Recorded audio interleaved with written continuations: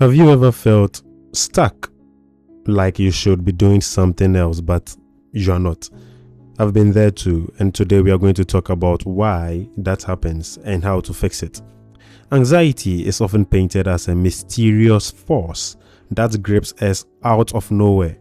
But when you strip it down, it is surprisingly simple. Anxiety is the tension created by the gap between what you think you should be doing right now and what you are actually doing right now. I don't know if you got it. It is the gap between what you think you should be doing right now and what you are actually doing right now. This gap is a mental battlefield where expectations clash with reality. The good news is, once you understand this, you can begin to bridge the gap and ease your anxiety. So we're going to look at a few things, a few points.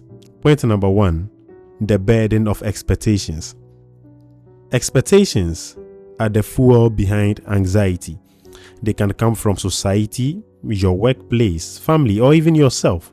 Maybe you think you should be further along in your career, working on that side hustle, exercising instead of scrolling social media, spending more time with your family. Whatever it is, the thought lingers, I should be doing something else. What is the problem here? These shoulds create pressure that paralyzes action. Instead of doing what's possible right now, we freeze, we procrastinate, or distract ourselves, and the gap grows wider and wider. 2, the reality of action. The key to lessening anxiety is simple. All you have to do is to close that gap.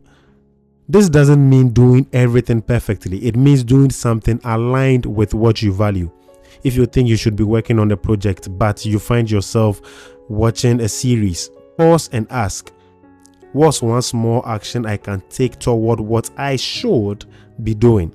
Is this expectation realistic for this moment? Often anxiety thrives on the illusion that perfection is the only option. But taking one small step, even if it's imperfect, is enough to shrink that gap.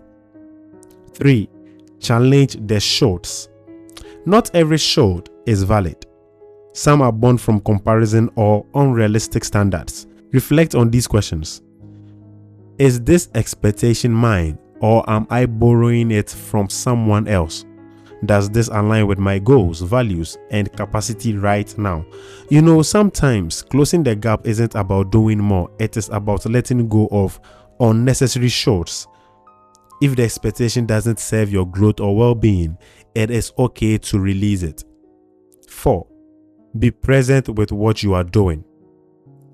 Anxiety often pulls us into a mental time machine, fretting about the future or regretting the past.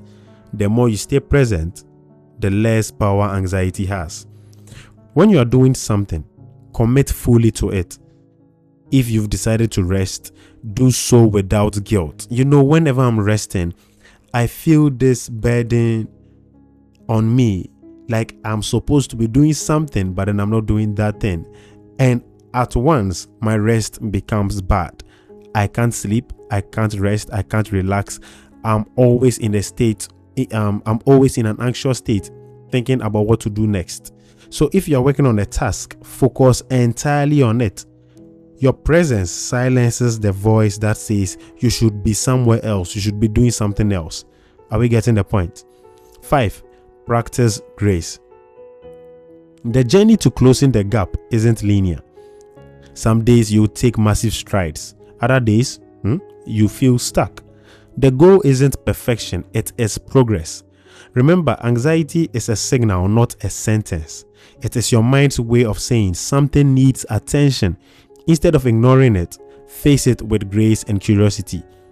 Anxiety doesn't come from the tasks themselves, but from the disconnect between your expectations and reality. Before I recorded this episode, I wanted to watch a movie. I was actually playing the movie, but then my mind wouldn't rest because it kept telling me that you have to record this episode. Are we getting it? So what happens is that by addressing the gap, whether through action, reflection, or release, you can reduce anxiety's grip. So now that I'm recording this episode right now, I'm feeling a certain level of freedom and I'm happy doing it. But then sometimes it's very hard to start. Life isn't about doing everything at once or perfectly.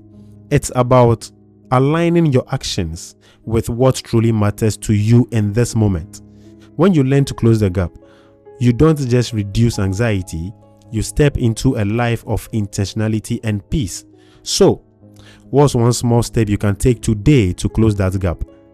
If this content resonates with you, hit subscribe and join me as we explore ways to live intentionally and find peace in a chaotic world.